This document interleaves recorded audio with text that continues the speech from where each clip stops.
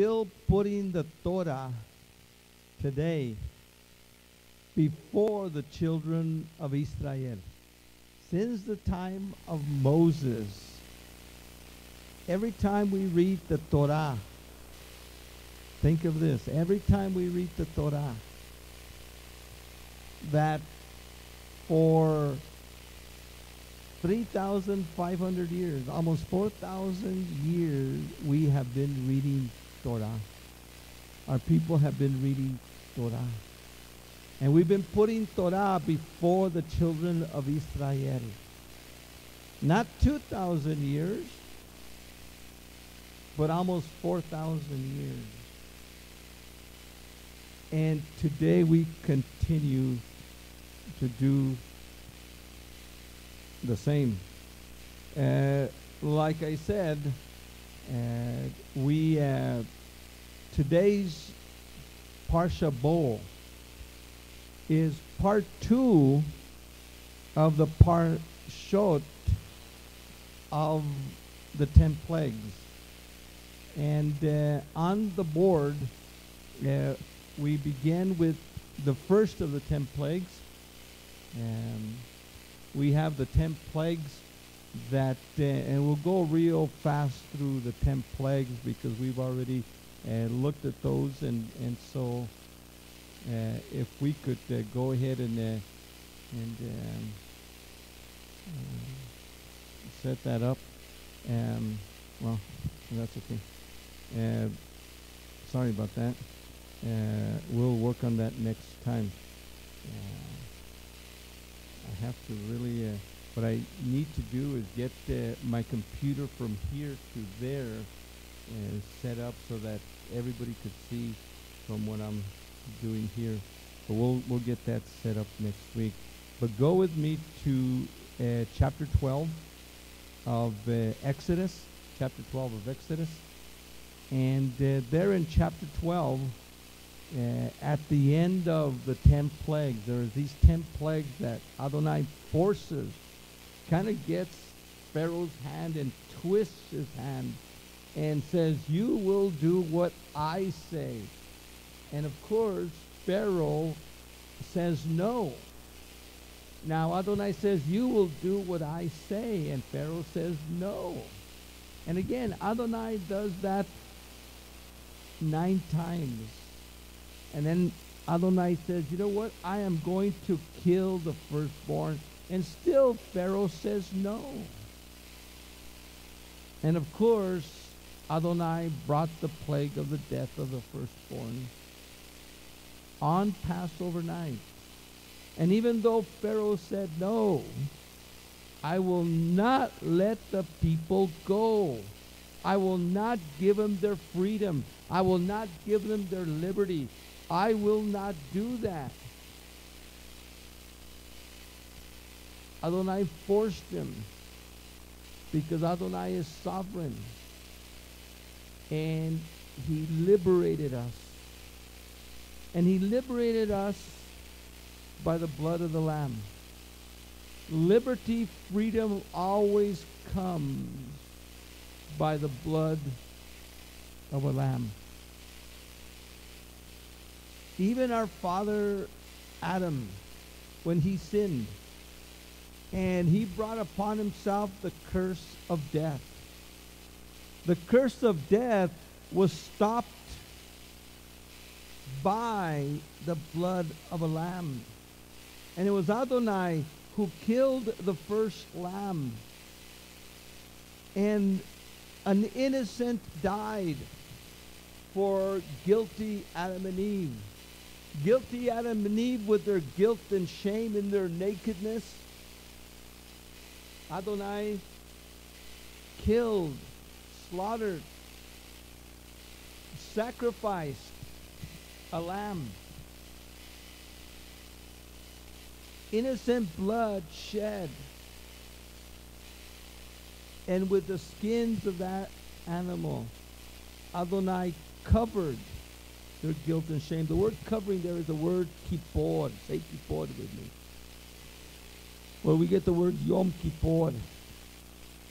A covering, a physical covering of their lives, of their guilt and shame. And that began the grace system of sacrifice. Sacrifice and the sacrificial system are not works righteousness. They are grace righteousness. Grace through faith righteousness. And let's remember what grace through faith is. Grace is always Adonai extending his hand down to someone who doesn't deserve, to someone who's in sin, to someone who is guilty. It is Adonai who reaches his hand of mercy and compassion and reaches to them to bring them up. Faith, on the other hand, is that hand down there that reaches up to Adonai. Reaches up to Adonai. And with Adonai's hand reaching down and man's hand reaching up, the moment they clasp, that is salvation. Very that simple. Grace through faith. By grace are we saved through faith. Not by ourselves, not by works, lest any man should boast. So it's always been with Adam, grace through faith. Adonai reaches his hand down and gives him, through the blood of the Lamb, the covering. Adam and Eve reach up and receive the coverings from Adonai and cover their guilt and shame. And that's what the sacrificial system is. Over here in Egypt,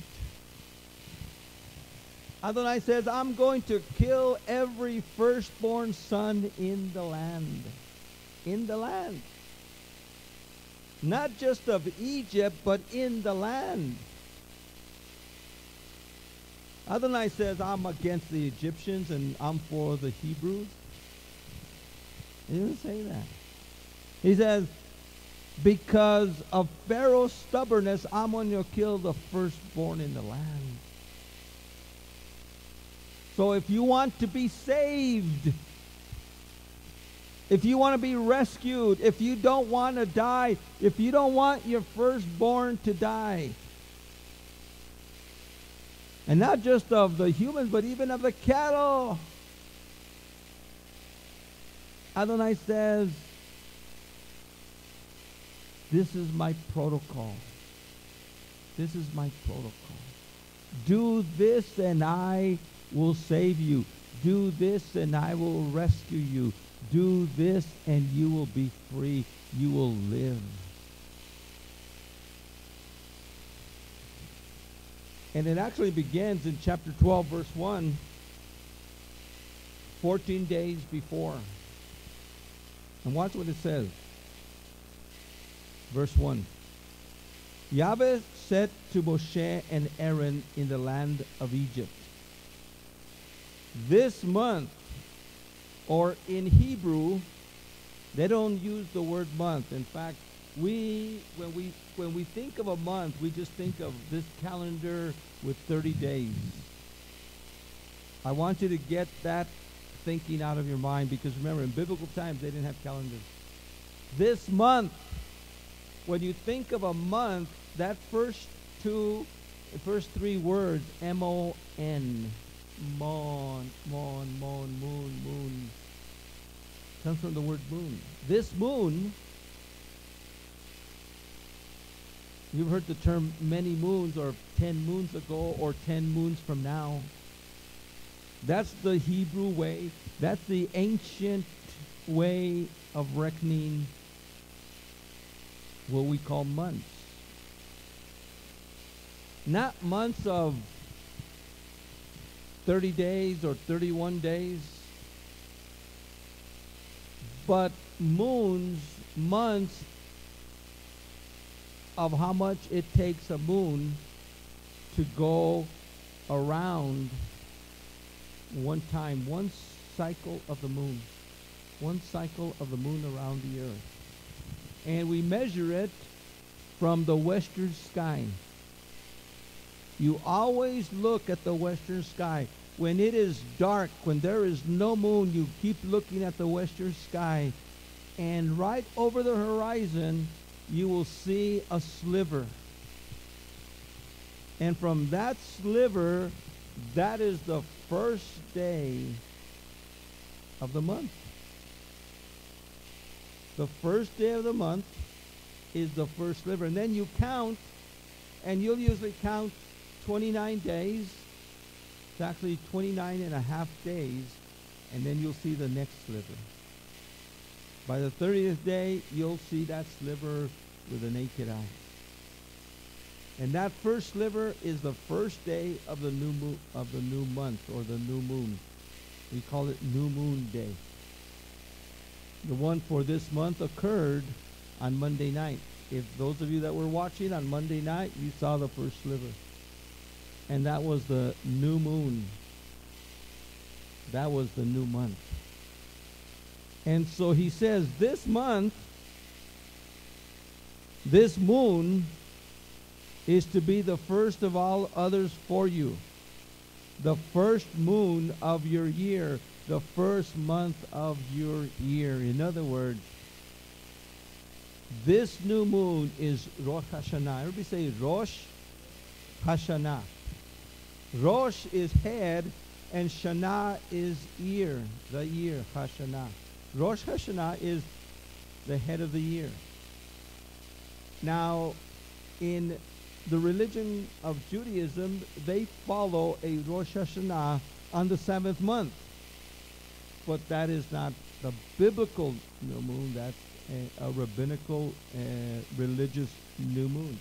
It is not biblical. The biblical new moon is the first new moon after the equinox. And the equinox usually occurs around March 22nd, March 23rd. And whenever the equinox happens, and so what I'd like you to do is I'd like you to start tracking that. Even from now, start tracking the moon. Now, it would be easy, and last night we were talking about that. It would be easy for, well, can you get Mr. T, or can you get one of the ladies to find out when it is and have them call all the ladies? And can you guys set up a system where you call us and let us know? Now that would be easy. But what happens when the anti-Messiah shows up and we all have to run to the hills? And you say, I have to call the pastor. And your cell phone doesn't work. Then we are up a creek. So what we need to do is learn how to do that ourselves. And so find out when the equinox is, and it's going to be around March 22nd. So around March 22nd, start looking for the next sliver on the western horizon. Now, from that first sliver, we start counting 14 days. Watch what it says. Yahweh said to Moshe and Aaron in the land of Egypt, this moon is to be the first of all other moons for you, the first moon of your year, your Rosh Hashanah. Speak to the whole community of Israel and say. Now remember, they're in Goshen. Our ancestors are in Goshen at this time. And we've been in slavery for 430 years. And Adonai is just about to give us our freedom. And he says, on the 10th day of this month, on the 10th day of this moon. So from the first sliver, that's day 1. The next day, from sundown to sundown. Remember, We don't count from midnight to midnight. Biblically, we count from sundown to sundown. And you count 10 days. On the 10th day of this moon, of this month, each man, each what? Each man. Uh-oh, men. Can I have all the men stand up that are 29 and older? Are 30 and older? All the men stand up who are 30 and older.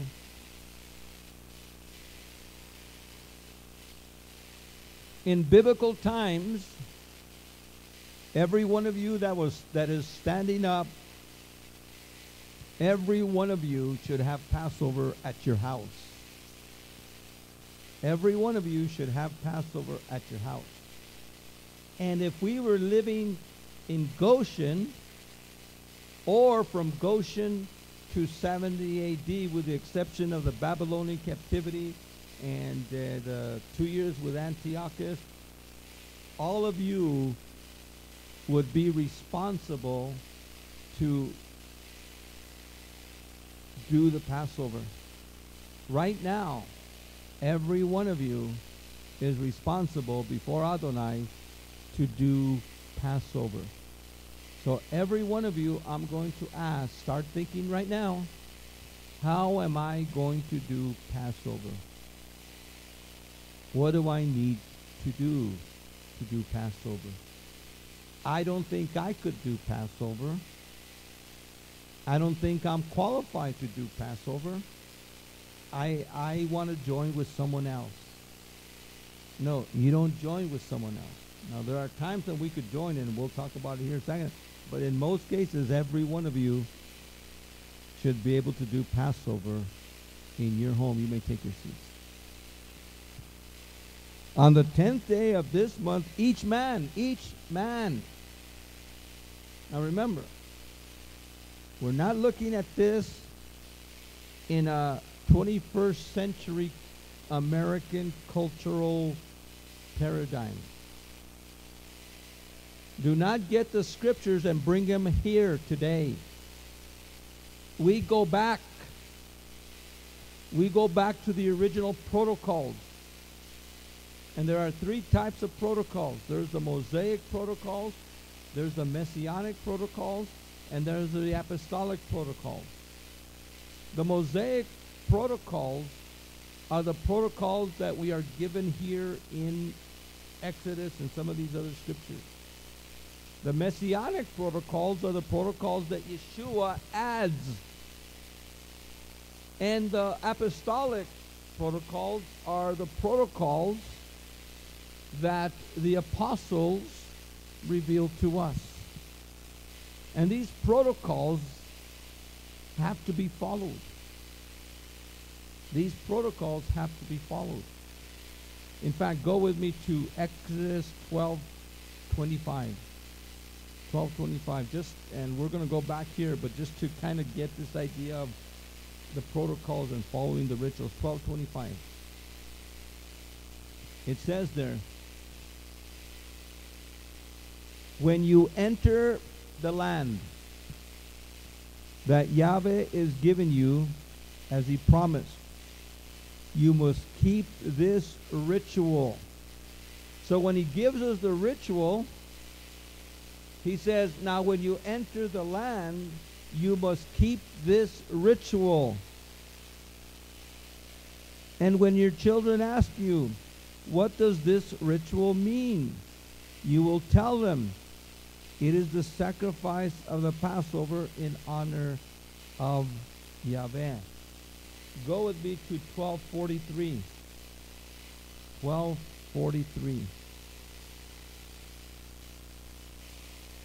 Yahweh said to Moshe and Aaron, this is what is ordained for the Passover. Go with me to Numbers 9:12. Numbers 9:12. They will keep it following the entire Passover ritual. They will keep it the entire Passover ritual. 2 Kings 23:21. 2 Kings 23:21. The king issued this order to all the people. Observe Pesach to Yahweh your Elohim as written in the scroll of the covenant. And so we are told that this must be kept, this ritual. Today we call it a Seder. The word Seder means ritual.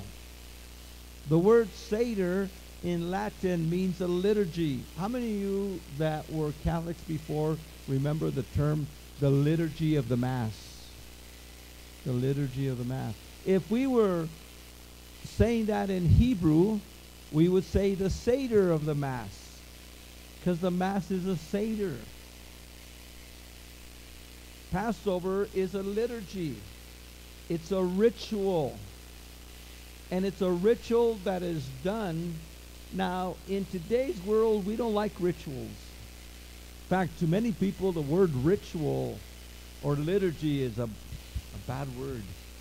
Oh, we're free. We're under grace. We don't do all that liturgy stuff. We don't do all that ritual stuff. But Adonai says, you will keep this ritual. So it doesn't matter what anybody says. If Adonai says to keep the ritual, what do? We keep the ritual. It's his ritual. It's in honor of him. It's his Seder. It's his liturgy. It's his order. Today we like the word order. Our order of service. In fact, when we talk about the word order of service, the word order is the word Seder. The word order is the word liturgy. The word order is the word ritual. It's just that some of these come from other languages and they get in, and so we don't like the way it's said in that language, but today we just do an order.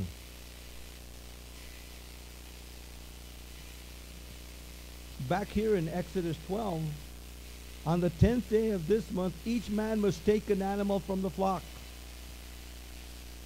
one for each family. So be looking at this idea. One animal from the flock, or from the herd, by the way. It could be from the herd also. You will take each man for each family. That means every male here, 30 and over, must take a lamb, biblically, one for each family. It goes on to say, if the household is too small to eat the animal, a man must join with his neighbor nearest to his house as the number of persons requires. You will take into account what each can eat in deciding the number for the animal. And so in biblical times, there might have been, a family with a father and mother, the grandfather, the grandmother, maybe an uncle, and their kids and your kids. So a family, and think of a lamb, a 1-year lamb, by the way. 1-year lamb. How big are they? About like this? About a little 1-year lamb? And as the number of people requires, everybody was just supposed to take because it's a ritual. It's a ritual meal. This is not a pig out time. Okay? This is a ritual meal. So when you come to this meal, and you partake of the ritual part of it, the Seder part of it, just a little piece of lamb. And so if there are 20 people, that will fit. But what if you are just a husband and a wife and a young baby? Well, you can't eat a whole lamb by yourselves. And so what do? You combine with the nearest person that has room for you. But what if you have a big extended family?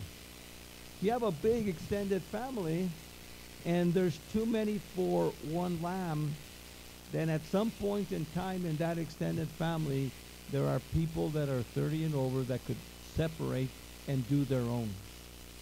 So it shouldn't be too small and it shouldn't be too big. And it is the oldest male or the oldest person, male, that is available to do Passover. By the way, there has to be a male doing the Passover. A female cannot do a Passover for her family. A female cannot do a Passover for her family. So if you're a female and you're alone, you cannot do a Passover. And 2 years ago, I had to tell someone that they couldn't do it, and they left and did it anyway. But a female cannot do Passover. If a female wants to be part of the Passover, then she needs to combine with a family that's doing Passover. So for all you single ladies, ladies that might be widowed, or another situation, when Passover comes, the protocol is you will join with a group. That means that every one of you families, wives of a husband who's going to do a Passover, keep an eye on our single widowed ladies, and like that you could say, why don't you join with us? Or a person, a male that might be a widower and could do a Passover, and have people that might be single, male, female, and things like that, and have a Passover like that, so that everybody is in a Passover. Everybody here should be in a Passover on Passover night. Now let's go on. It goes on to say, you must take into account what each can decide the number of the animal. It must be an animal without blemish, a male 1 year old. So even the lamb has to be a male lamb 1 year old. Cannot be 2 years old. It has to be 1 year old. Now remember, these are protocols. These are guidelines. This is what Adonai expects. And it goes on to say,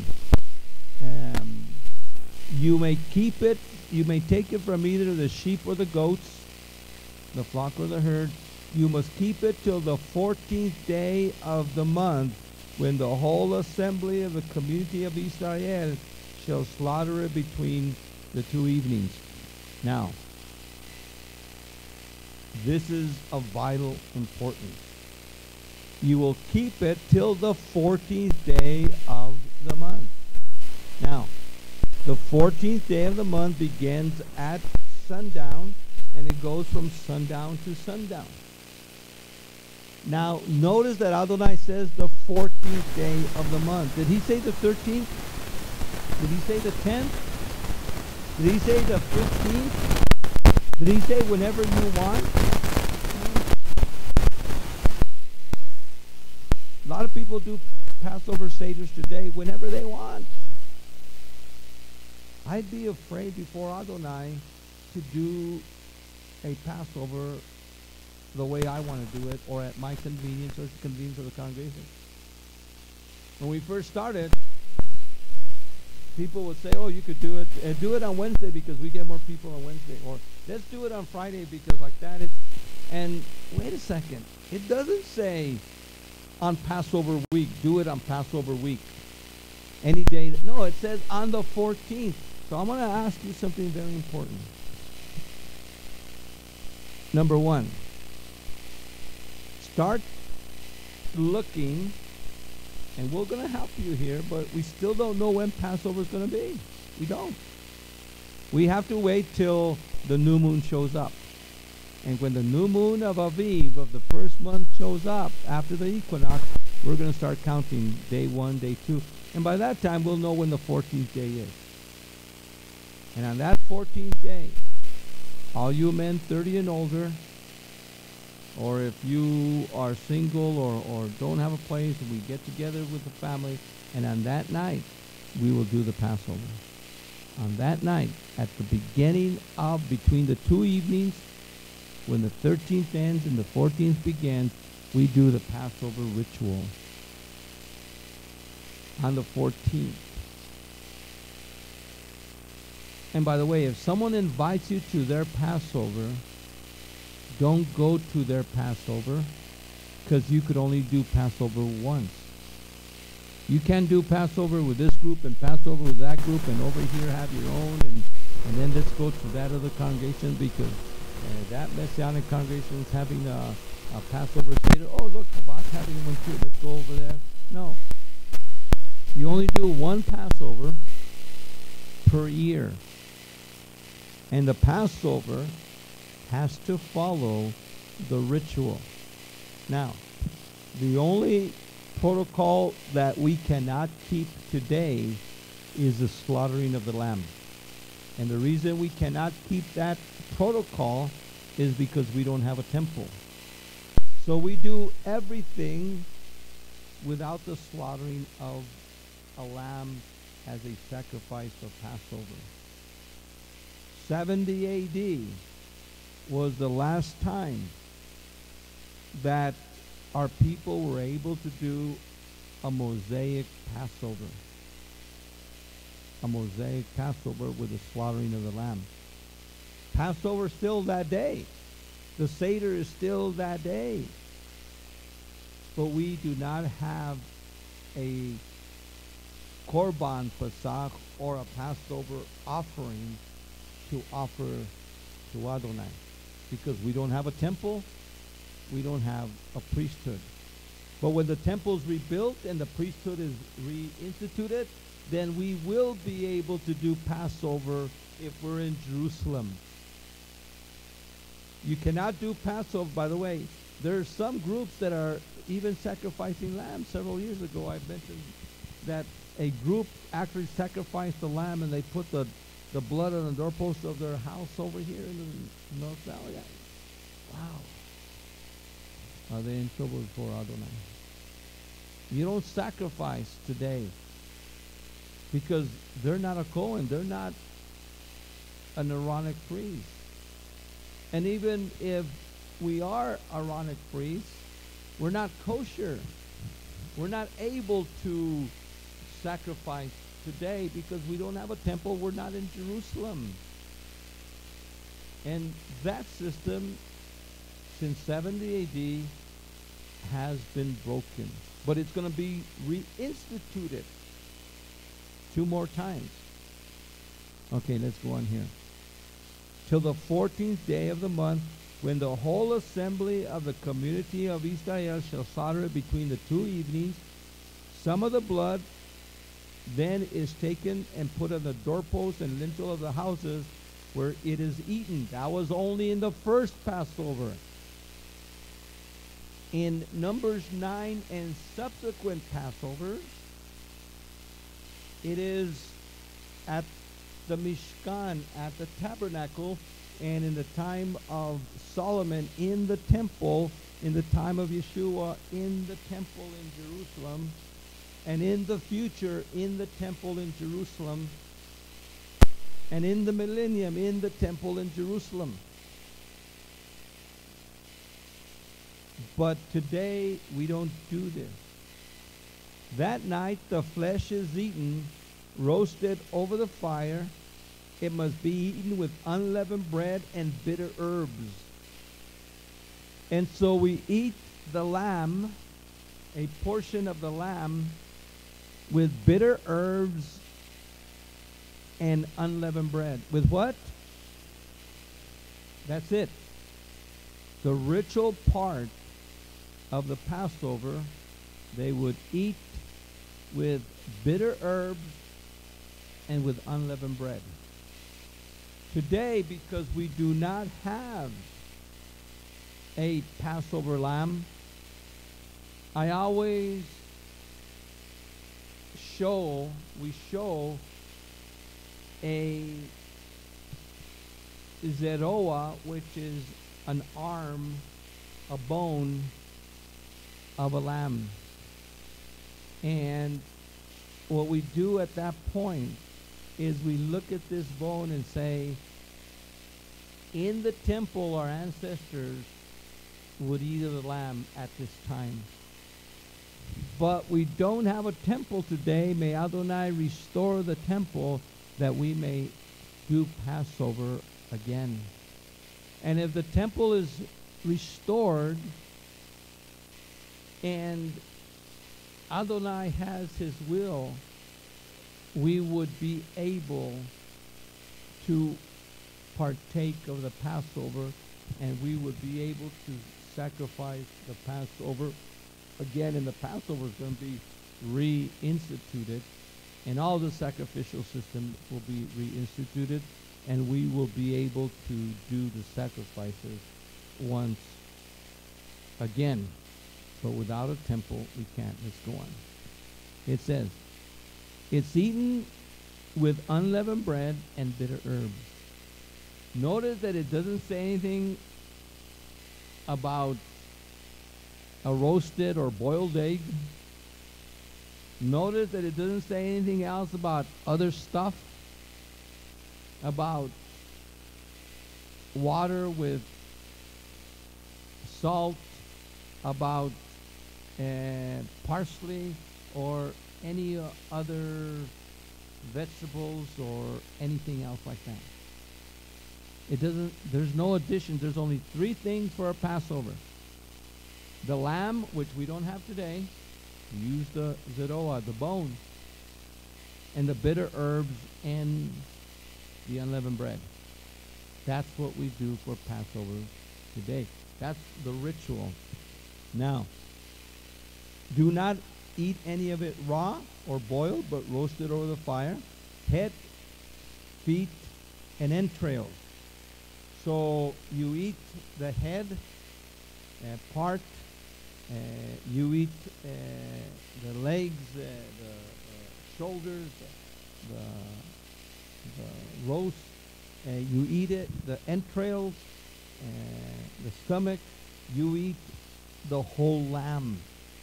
Now today, when we think of eating lamb, we just think of eating the shoulders and, you know, the meat part. But in biblical times, they actually ate the whole lamb for Passover night. By the way, the head, the cheeks part, and the stomach part, apart from the meat in the legs, in the arms, and the roast, most of us here are used to eating those meats throughout the year. And the head part and the cheeks are called barbacoa, and the stomach part is called menudo. So we're used to that. And that's part of our culture, and that's part of the Hebrew culture. Maybe this Passover, you might think of, is it possible for us to do a biblical Passover and even have a secondary lamb, which is called the Chagigah? Say with me, Chagigah. The primary lamb was sacrificed at the temple, and from that lamb that was sacrificed at the temple, everybody just ate a portion. But there was a secondary lamb called the Chagigah. After you did the ritual, think of it. On that night, it's a celebration of freedom. But you can't celebrate with just a little piece of the Korban Pesach lamb, a little piece of unleavened bread, and a little piece of bitter herb. You don't that doesn't fill you. You don't. That's just a ritual of remembrance. A ritual of remembrance. These three items are rituals of remembrance. But as soon as the ritual of remembrance is over, then they would have a celebration. Then they would bring all kinds of foods in. They would bring a secondary lamb they called the chagigah. Again, with that was roasted after the Passover lamb was roasted, and by that time the secondary lamb was available to be eaten. And on that one, you could eat as much as you want. On that one, if you want to break the bones, you could break the bones. On that one, if there's leftovers, you could leave for the next day. On the Korban Pesach lamb, you could not break the bones. You had to eat all of it. Whatever was left over had to be burned. It could not be left through the morning. And that's the difference between the two lambs. So on your secondary lamb, and today, since we don't have a primary lamb, we, for our meal, our celebratory meal, we could have lamb. Now the Sephardic Jews have lamb. The Ashkenazi Jews usually have chicken. They usually have chicken for theirs. But the Sephardics have usually lamb and/or goat for Passover. It says, you must not leave any of it till morning. Whatever is left till morning you are to burn. You shall eat it like this. And this is the first Passover. With a girdle around your waist, sandals on your feet, a staff in your hand. You shall eat it hastily. It is a Passover in honor of Yahweh. That night I will go through the land of Egypt. Now listen to this carefully. That night I will go through the land of Egypt and strike all the firstborn in the land of Egypt, man and beast alike. I shall deal out punishment to all the gods of Egypt. Ani Yahweh. I am Yahweh. That night I'm going to go throughout the whole land, and I'm going to deal out punishment. And the way the punishment was is that he sent the angel of death, an angel of death, a plague of death, a messenger of death throughout the land. And that plague of death killed all the firstborn in the land. Man, male, and beast. The firstborn male of every house died. But Adonai said, I am going to Pesach. What does Pesach mean? The word Pesach is the word not only to pass over, I will pass over, but it's actually the word I will protect.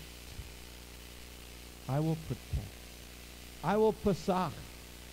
In other words, when I see the blood, verse 13, the blood shall serve to mark the houses that you live.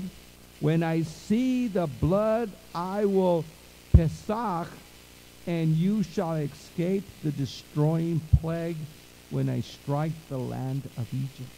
You see, the plague would kill every firstborn Hebrew also. The plague would kill every firstborn Hebrew. But when I see the blood, you will get the blood and put it on the lintel and doorposts of the house, on the mezuzot, which are the doorposts. And when I see the blood, I will Pesach. In other words, Yahweh will come between the destroying angel in that house, and he will be the protector, like an umbrella over that house. And there will be like this dome, this shield over the house. And when the destroying plague would come to destroy the firstborn in that Hebrew house or that Egyptian house, if an Egyptian put blood and he had faith to do what Adonai says, then his firstborn would be saved. But if they didn't, and a Hebrew didn't have that faith to reach out to the blood of the lamb that Yahweh was putting down his hand and giving them a sign, giving them a dome. Here's your protection, Israel. The blood of the lamb is your protection. The blood of the lamb is your savior. The blood of the lamb is your rescuer. Put the blood, and when I see the blood, I will pesach between you and the plague of death. So sounds so much like Yeshua, doesn't it? Sounds like Yeshua when Paul says Yeshua is our pesach. Yeshua is the one that when death comes, think of it, when the death angel comes, when death is coming to your door, all of a sudden Yeshua is your pesach because you reached out and took his hand and you are saved, you are delivered. When that angel of death comes to your door, when he's come to the doors of your family, Yeshua, the Lamb of Elohim who took away the sins of the world, is your pesach. He's your protector. Isn't the word so good? It's perfect. In fact, that's why Psalms 19:7 says what? The Torah of Yahweh is perfect, converting the soul. It's perfect. Let's go on. I will pass over you, and you shall escape the destroying plague when I strike the land of Egypt. This day, the 14th Pesach, this day is to be a day of memorial for you, a day of remembrance. And you must celebrate it as a feast in Yahweh's honor for all generations. You are to declare it a day of festival forever. For how long? Forever. Until Yeshua comes? No, forever. Until Yeshua died? No, forever. Until Yeshua resurrected? No, forever. Until Yeshua sent his Holy Spirit? No, forever. Until the apostles died? No, forever. Forever.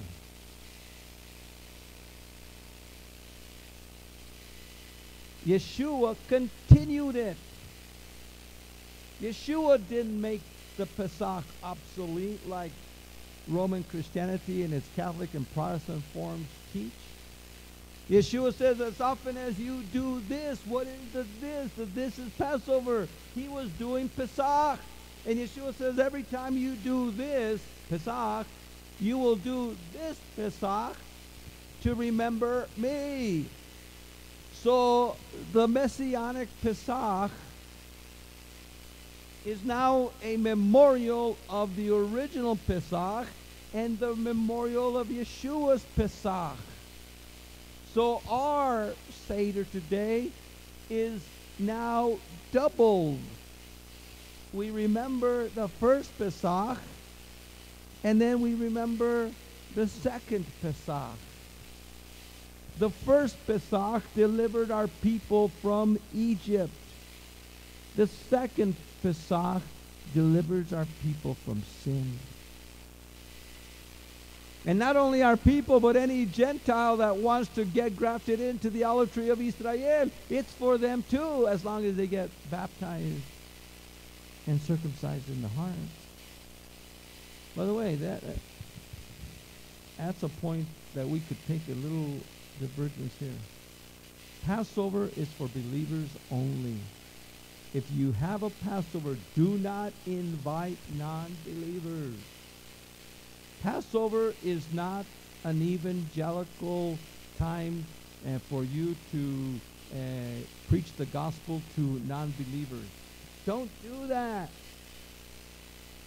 Passover is a special meal for you and your family that are believers. If you have family members that are not believers, don't invite them. If you have family members that are backslidden, don't invite them. This is for believers only. Do not make it an evangelical witnessing situation. Witness to them before. Don't use this private night, family night, to do any kind. By the way, don't charge for it either. If someone says, hey, our congregation is having a Passover, $15 or $20, don't go. It should be a free deal. Now, if you want to help out and say, hey, I'll bring the menudo, feel free to bring the menudo. Feel free to bring the barbacoa, the carnitas. But we don't charge. There should be no charge. We do this. And by the way, it's not a congregational thing either. We do not have a congregational Passover here that says, okay, we're going to have a congregational Passover. No, we don't do that. Now, we do have a Passover here at the congregation, and it's a Passover that one of our leaders or elders does for those that might not have a home, or one time somebody says, you know what, I want to do a Passover for my family, but my little kitchen is too small. Can we use the fellowship hall? Yeah, we can use the fellowship hall. In fact, one time we had one Passover over there in English and one Passover here in Spanish. And so, yeah, we could have one here, but we don't announce it as a congregational because we expect everybody to do a Passover at their house. And if there might be people that might need a Passover, and there's someone that could do a Passover and they need a place, you're welcome to have, one here and one in the back. Just for a place, but not as a congregation. And so, please don't go to Passovers where people charge, because most of those are evangelical churches or synagogues that are just trying to use it as a membership drive. And this is a good time of the year to have a membership drive. And, people are interested in Passover, bring them here. And then they charge you $15 or whatever because, yeah, they have to put up, and I can understand the cost because they buy everything and you don't have to bring anything. So it's understandable, but that's not what it's about. And then what happens, they usually do a Jewish rabbinic Seder, which has nothing to do with Messiah, and sometimes they sprinkle a little Jesus in there and, show you how Jesus in the Passover, Christ in the Passover programs, they call them sometimes. But wait a second, and the egg represents new life in Yeshua. I thought that's what Easter meant. You don't bring Easter to Passover. Please, give me a break. We don't do that. We only do what the Scripture says, and be thinking that what Scripture says. Well, let's go on. It's a day of festival. Declare it as a day of festival. Passover is a festival. It should have that celebratory time. And for 7 days you must eat unleavened bread. On the first day you are to clean all the leaven of your house. For anyone who eats leavened bread from the first to the seventh day shall be cut off from the land of Israel. On the first day you are to hold a sacred gathering, and again on the seventh day. On those days no work is to be done. You are allowed only to prepare your food. The feast of unleavened bread must be kept because it was on that same day I brought you out, your armies out of the land of Egypt. Keep that day from age to age. It is an irrevocable ordinance. Is it what? Irrevocable. What does it mean, irrevocable? It means unchangeable. In other words, Yeshua did not change the Passover. He did not say, no more Passovers, now it's the holy sacrifice of the Mass. It's not Passover no more, it's the breaking of the bread. It's not Passover no more. It's Holy Communion. It's not Passover. It is this, this, and this. However, all the Christian churches have it. No, it's a irrevocable ordinance. And then it goes on to say, you must eat no, verse 20, you must eat no leavened bread wherever you live. You must eat unleavened bread. So Passover is the 14th. The next day, the 15th, is the first day of unleavened bread, and that goes to the 21st, the 7th day of unleavened bread. And so it is an 8-day celebration. Passover day, the 14th, Leviticus 23, and then the 15th, the first day of unleavened bread, for the next 7 days to the 21st. The first day and last day of unleavened bread are also minor Sabbaths. And they're like a Sabbath, but we're able to prepare food, able to do certain things. There's so much on this, and we'll start getting ready for Passover in the next several weeks. And what we'll do here, I want every one of you to know that every male 30 and older, we will announce it in our bulletin. We are going to start Passover preparation classes so that every male could come and learn what you need to do. We will have a class. We will have a class for the ladies. One of our elders will do a class for the ladies as to what are the things that you need to start getting right now. And some people get special plates for Passover, and on Wednesday nights we'll even show you how to make the matzah bread. And the way you make matzah bread is it's very simple, very, very simple. Let me just explain it. You just get some flour, you mix it with water. Now this is, you might never have heard of this, but you get flour, mix it with water, throw in a little salt, maybe a little olive oil, and other spices that you like, and you get what they call a rolling pin. It's called a bolillo. Everybody say bolillo. El bolillo. And you get this little clunks of dough. You knead it. And then you get the bolillo and you roll it out into little circles. And then you put it on the thing and you just do it, and it crisp, and there's little dots on it. I get a fork and lo pico, and all of a sudden you get this unleavened bread. It's called a matzah. Everybody say matzah. It's called matzah in Hebrew. Look at that. You eat the menudo, the barbacoa, the lamb with unleavened matzah bread. Sound familiar? Look at that. That's been in our family line for how long? From this time. We do that all the time. But this is a special night. So we will teach you how to do these little matzah breads. Let's stand. Father, we thank you for the opportunity that we have.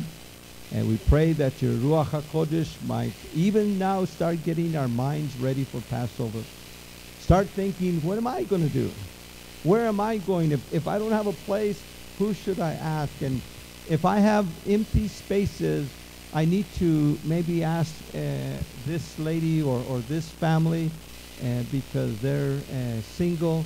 We need to invite them. I need to get this man because he's a widower, or that gentleman because he doesn't have a place to go. But Father, start getting us ready for Passover. And this Parsha bowl gets us ready. It's the kickoff for the Passover season. In Yeshua's name, Amen. Yeberechecha Yahweh vayishmerecha. Ayir Yahweh panav elecha v'chunecha. Asa Yahweh panav elecha vayasem lecha. Shalom. May Yahweh bless you and keep you. May Yahweh make his face shine upon you and be gracious unto you. May Yahweh lift up the light of his countenance upon you and give you his peace. Shalom, shalom. Have a good day, and we want to thank our Sisterhood ONEG committee. You are all welcome to go to the back and partake of some finger foods and just fellowship with one another for about an hour or so. Shalom, shalom. And don't